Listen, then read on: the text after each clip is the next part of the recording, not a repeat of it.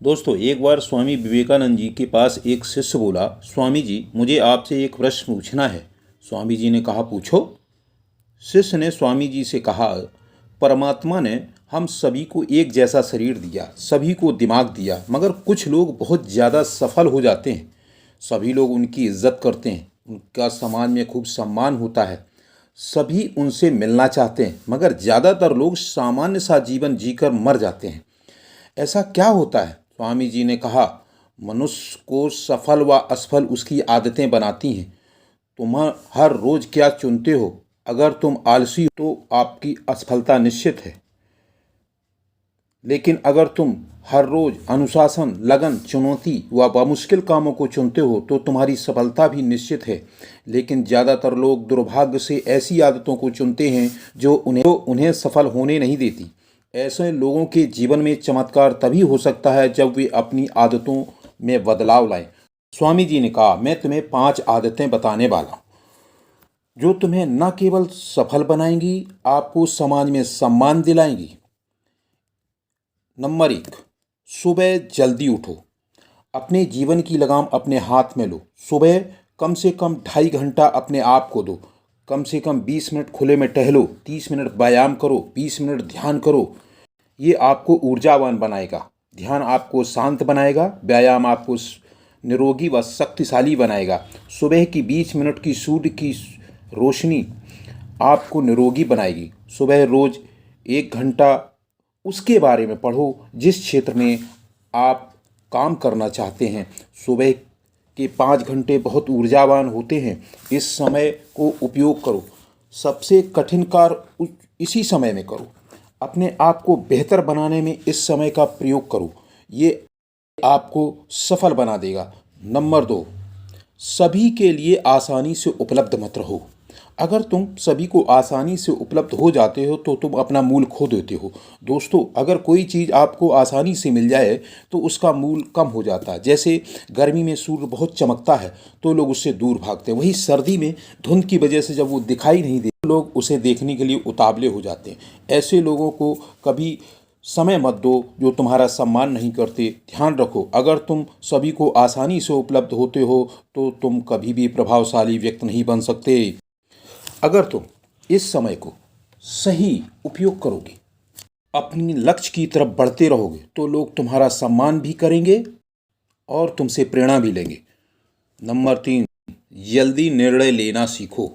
कमज़ोर विचारों वाले इंसान जल्दी निर्णय नहीं ले पाते। जल्दी लिया निर्णय उस सही निर्णय से बेहतर होता है जो समय निकल जाने के बाद लिया जाता है। जल्दी लिया गया निर्णय समय रहते बदला भी जा सकता है। जल्दी निर्णय लेने वाले लोग निर्णय लेकर आगे बढ़ जाते हैं। देर से निर्णय लेने पर सही समय आपके हाथ से निकल चुका होता है। ऐसे निर्णय का कोई लाभ नहीं होता। ऐसे लोग समाज में हंसी का पात्र बनते हैं। जल्दी और सही निर्णय आपको सफल बनाता है। नंबर 4, त्याग करना सीखो। अगर तुम अपने लक्ष्य के प्रति त्याग नहीं कर सकते तो अपने लक्ष्य को त्यागना होगा। तुम्हें अपने फालतू दोस्तों को त्याग करना होगा। तुम्हें अपने आराम का त्याग करना होगा। तुम्हें कुछ समय के लिए अपनी पसंद की चीज़ों का त्याग करना चाहिए। तुम्हें सोते जागते अपने लक्ष्य को पाने की दृढ़ इच्छा होनी चाहिए। त्याग के बगैर आप अपने सर्वोच्च सफलता को नहीं पा सकते। आज का त्याग आपको सफल बनाएगा, समाज में सम्मान दिलाएगा। अगर तुम ऐसा नहीं कर पाते तो तुम्हें सिवाय दुख और पछतावा के कुछ नहीं मिलेगा। ये त्याग कुछ समय के लिए होता है, जब तक तुम अपना लक्ष्य ना पालो। सफल आदमी को सभी सम्मान देते हैं। नंबर 5, अनुशासित बनो। जितनी भी बातें तुम्हें ऊपर बताई हैं सब बेकार हैं अगर तुम अंदर से अनुशासित नहीं हो। हर इंसान अनुशासन को महत्ता को तो जानता है, मगर वह अनुशासित नहीं रहना चाहता। मगर अनुशासित जीवन जीना इतना कठिन भी नहीं है। अगर तुम खुद के प्रति ईमानदार रहो, तुम हर रोज वह कार्य करो जो तुम्हारा लक्ष्य है। तुम्हारा मन क्या कहता है उस पर ध्यान ना दो। तुम वही करो जो उस समय जरूरी है। शुरुआत सुबह से करो, समय पर जागो, हर कार्य समय पर करो, व्यायाम ध्यान करो, अनुशासित रहो। अनुशासन एक सैनिक की तरह होता है। जितना नियमित रहोगे उतने अनुशासित रहोगे। अनुशासन आपकी असफलता को भी सफलता में बदल सकता है। स्वामी जी बोले, मैं तुम्हें एक कहानी सुनाता हूँ। एक बार एक संत के पास एक राजा जाता है। और वो कहता है, संत जी मैं आपसे एक प्रश्न करना चाहता हूँ। महाराज ने कहा, ठीक है पूछो। महाराज, पड़ोस के राज पर मैं हमला करना चाहता हूँ, आप बता सकते हैं क्या मेरी जीत होगी? कुछ देर बाद शांत रहने के बाद संत बोले, आज की परिस्थिति के अनुसार तुम्हारी विजय निश्चित है। राजा संतुष्ट होकर चला जाता है। फिर दूसरे राज्य का राजा के पास आता है और पूछता है, महाराज पड़ोस का राजा हम पर हमला करना चाहता है, आप मुझे बताएं क्या हमारी जीत होगी? संत ने कहा, आज की परिस्थिति के अनुसार हार निश्चित है। यह सुनकर राजा चला जाता है। वह अपने मंत्री, सेनानायक, सामंतों को बुलाकर एक मंत्रणा करता है और कहता है, पड़ोस का राजा हम पर हमला करना चाहता है और हमारी हार निश्चित है। आप लोग बताएं, आप हारना पसंद करेंगे या फिर शान के साथ मरना पसंद करेंगे? सभी ने कहा, हम शान के साथ मरना के लिए तैयार हैं। तो राजा ने कहा, तुम्हें दुनिया में कोई हरा भी नहीं सकता।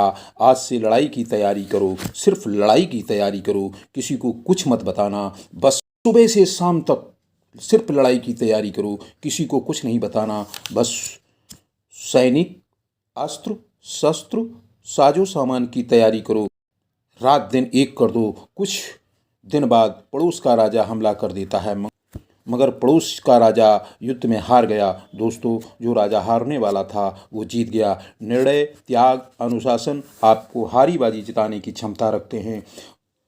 दोस्तों, ये मैं आशा करता हूँ कि वीडियो आपको अच्छा लगा होगा। मैं एस कुमार कश्यप फिर मिलूँगा अगले वीडियो में। धन्यवाद।